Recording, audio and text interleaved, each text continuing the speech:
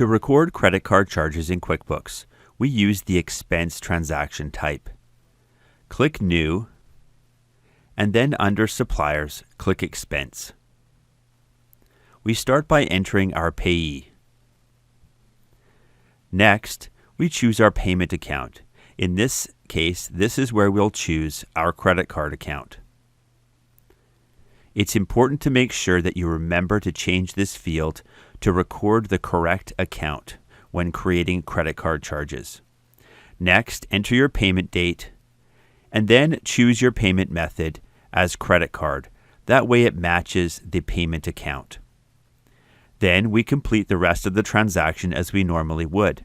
We'll choose our category, we enter our amount, and we add our sales tax as needed.